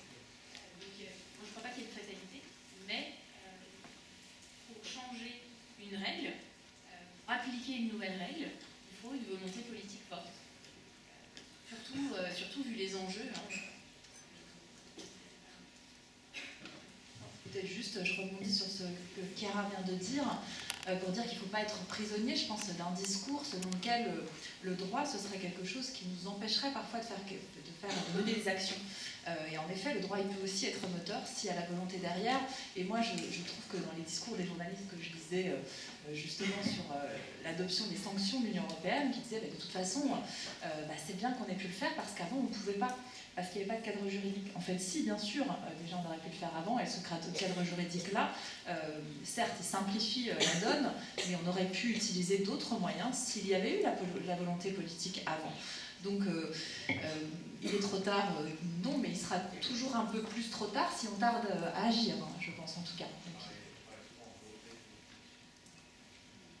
la volonté politique... oui, après, bien sûr, il faut qu'elle soit présente là pour qu'on puisse... est-ce qu'elle peut être présente là, je pense que la réponse, elle vous a été donnée tout à l'heure, c'est-à-dire que si on s'y met tous, oui, elle peut être présente. Je suis désolée, pour une dernière question, un emploi qui soit un peu court. Je crois que c'était là-bas les premières que j'ai vues.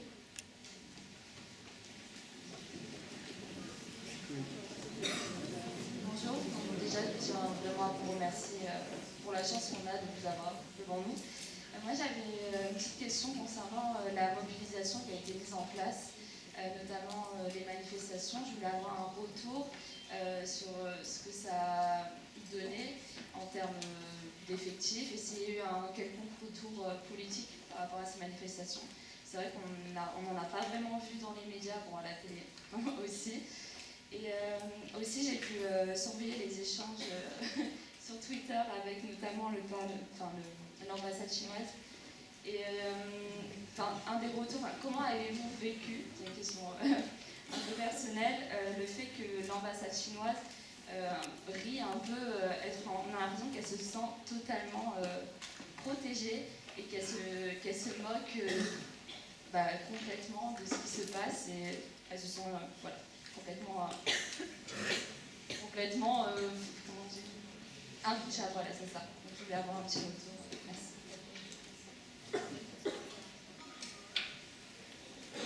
Je vais commencer par la fin. Non, je pense que c'est le signe de ce que les Grecs appelaient l'hubris, c'est-à-dire le sentiment de toute puissance et donc de démesure.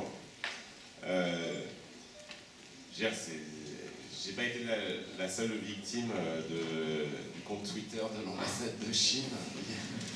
Il y a toute une série de chercheurs aussi qui se sont fait insulter de hyènes. Je pense à un chercheur qui s'appelle Antoine Mondas, de hyènes et je sais plus quoi encore, hyène folle. Et c'est un peu spécial quand même comme langage pour un ambassadeur.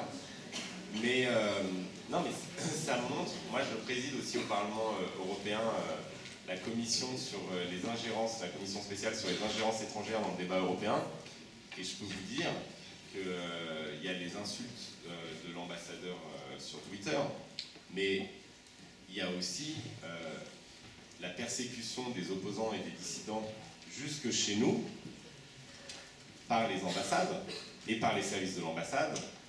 Il y a la convocation des Ouïghours à l'ambassade comme si on était en Chine et qu'ils n'avaient aucun droit chez nous.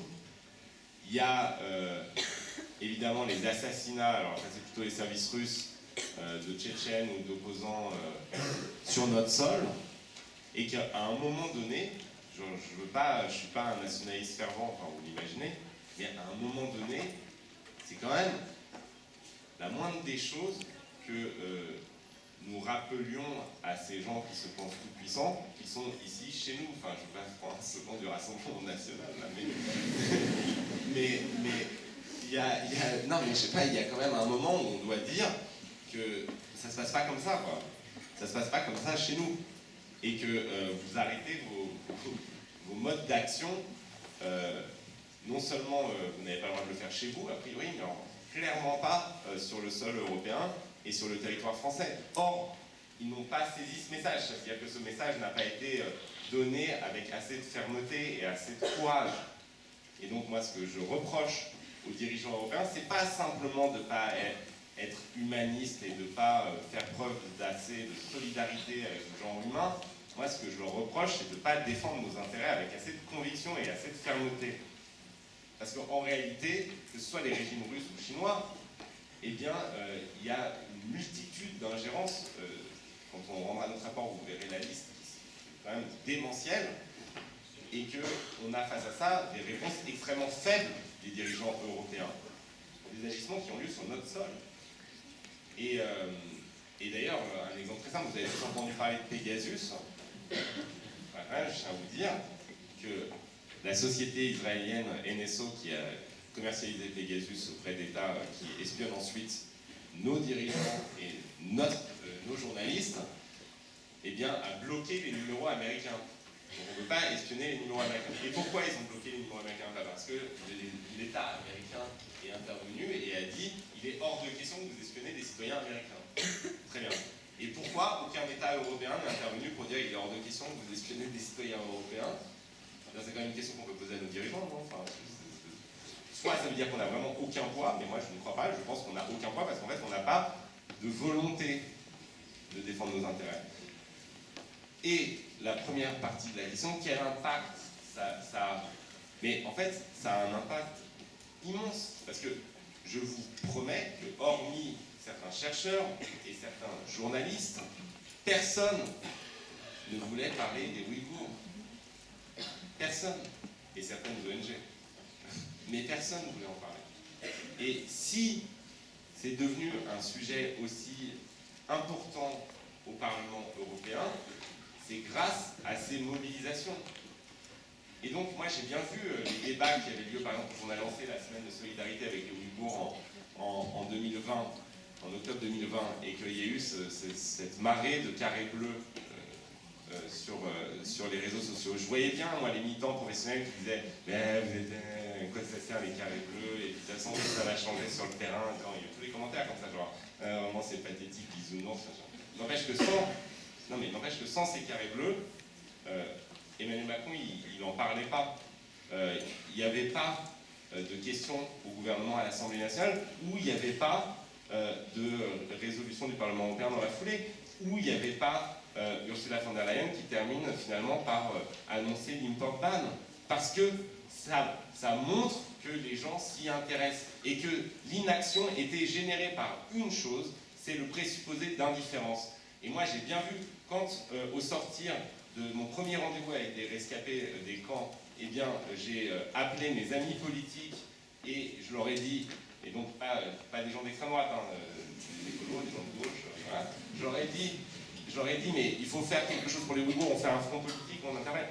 Ah non mais c'est vraiment horrible ce qui arrive, t'as raison, et tout ça, mais tu sais, les gens, enfin, qui va s'intéresser aux Ouïghours, Raphaël?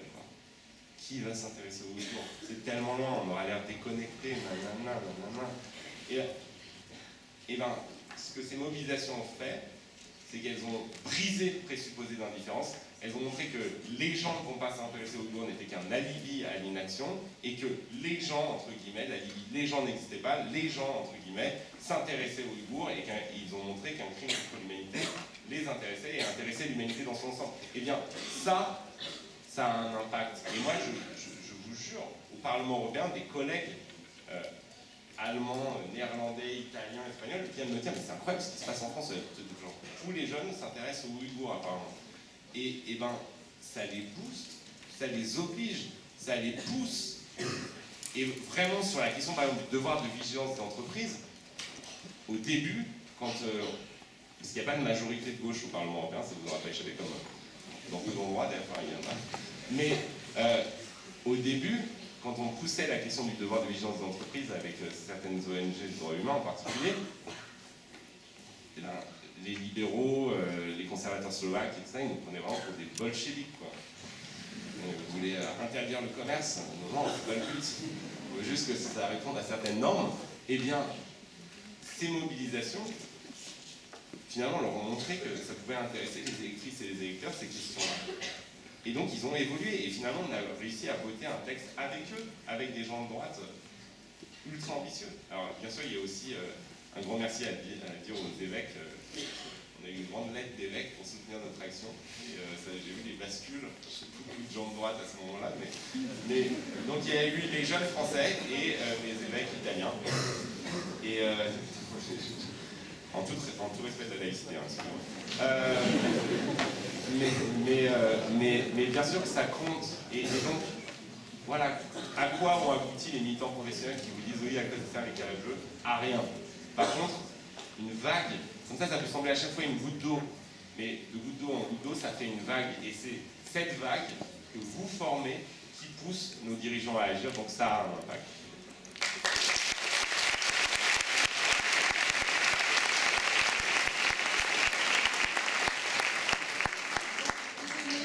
Vous m'entendez, c'est bon, ouais. Je suis désolée, je suis sûre que vous avez tous plein de questions, mais on est tous cantonnés par un emploi du temps, il y a des cours pour certains, des trains pour d'autres. Donc désolée, je vais juste simplement faire une petite conclusion avec c'est super enrichissant, super intéressant, politique, juridique, journalistique. Donc, merci beaucoup à tous. Comme Yanis a pu le dire au début, l'antenne jeune de Amnesty à Lyon 3 elle est toute neuve. Ça fait à peine 2 ans qu'on est vraiment porteur du projet, et si ce n'est moins. Donc Yanis et moi, on a été sensibilisés à la cause du bourg, évidemment par M. Glucksmann, et puis de notre côté aussi un peu. Et ça fait des longs mois qu'on a envie d'organiser cette conférence. Comme on l'a évoqué, la crise sanitaire nous a un petit peu bloqués. Ça fait bien 6 mois qu'elle aurait dû avoir lieu. Mais on est vraiment contents qu'elle puisse avoir lieu dans cette condition. Vous êtes super nombreux, il y a plein d'étudiants. C'est plein en fait. Donc merci à tous d'être venus. J'aimerais d'abord remercier très chaleureusement M. Glucksmann d'avoir accepté notre invitation, vraiment. De 2 simples étudiants, d'une toute petite antenne jeune, vraiment merci. Et puis évidemment, merci pour votre mobilisation, pour votre engagement immense. Et vous avez lancé un mouvement de solidarité qui est incroyable, comme on le voit avec tous ces étudiants. Donc merci. Puis il me semble que la jeunesse a été un vecteur quand même important de ce mouvement. Et donc ça nous tenait à cœur aussi qu'elle soit mise à l'avant à cette conférence et que ce ne soit pas que des personnalités. Voilà. Donc on est très contents que ce soit essentiellement étudiants. Merci à vous, Monsieur Loubet, malgré un léger contretemps aussi d'être venu. C'était passionnant, c'était vraiment passionnant ce que vous avez raconté. Moi j'ai vu votre documentaire, vous avez fait La dictature du numérique. C'est super intéressant, si vous ne l'avez pas vu, 7 milliards de suspects. C'est super intéressant, Monsieur Loubet, il a eu le prix Albert de Londres, c'est ça? Bref, c'est un super documentaire qui développe un peu plus les techniques de sécurité chinoises. Et ça parle même de la France, de Nice et tout. Super intéressant si vous l'avez vu. Madame Marty, Madame Méry, merci beaucoup aussi, merci à vous.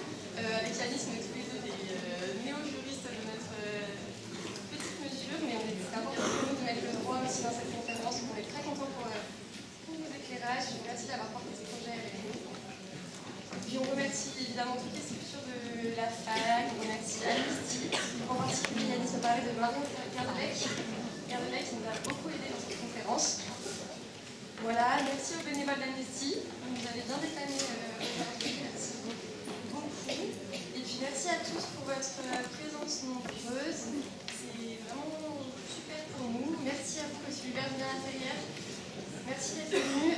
Juste pour le présenter rapidement, Hubert Villard-Intérieur est le seul et premier surtout député à avoir interrogé le gouvernement sur la cause des Ouïghours, à Monsieur Jean-Yves Le Drian en 2020, voilà, il y a un an, tout juste dans le cadre d'une question au gouvernement.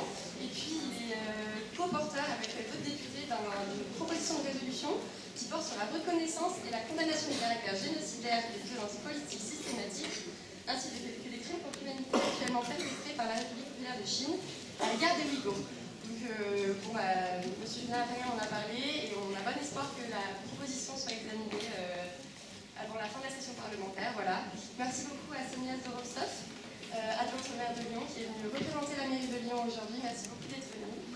Et puis j'espère que cette conférence vous a plu. Évidemment, on vous incite tous à continuer à vous mobiliser à votre mesure. Oui, pardon, excusez-moi, je voulais aussi évoquer. Oui, voilà. En fait, moi, je m'appelle Lucie et je suis avec une amie Agathe. Et on fait partie d'un groupe qui s'appelle Grand Lyon for Ouïghours. Et on fait des actions et on communique sur les Ouïghours et sur ce qui se passe. Donc si vous voulez faire bouger les choses et vous mobiliser, vous êtes les bienvenus. Notre compte Instagram, on est sur Instagram, sur Twitter et sur Facebook. C'est Grand Lyon for Ouïghours. Et voilà, vous êtes tous les bienvenus et on a besoin de monde pour faire bouger. Voilà.